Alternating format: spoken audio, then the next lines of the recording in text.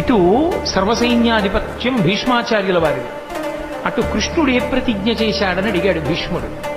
ఆయుధం పట్టట, కేవలం సారథ్యం మాత్రమే చేస్తాట, అలా ప్రతిజ్ఞ చేశాడట. ఓహో, అలా ప్రతిజ్ఞ చేశాడా? కృష్ణుడు పరమాత్మ అని భీష్ముడికి తెలుసు. భీష్ముడు అన్నాడు, నేను ప్రతిజ్ఞ చేస్తున్నాను, నేను కృష్ణుడి చేత ఆయుధం పట్టిస్తాను. భక్తుడు నెగ్గాలా, పరమేశ్వరుడు నెగ్గాలా? యుద్ధం వచ్చింది. కృష్ణుడు ఆయుధం పట్టడగా భీష్మాచార్యుల వారు యుద్ధం చేస్తున్నారు.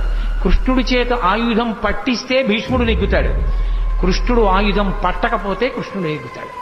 భగవంతుడా భక్తుడా ఇద్దరికీ వేదిక కురుక్షేత్రమైంది. భీష్మాచార్యుల వారు విపరీతంగా బాణ పరంపర విడిచిపెట్టేస్తున్నారు. తట్టుకోలేకపోతున్నాడు అర్జునుడు. వెనక్కి తిరిగి చూశాడు కృష్ణుడు, పూచిన మోదుగు చెట్టును కొట్టినట్టు కొట్టేస్తున్నాడు.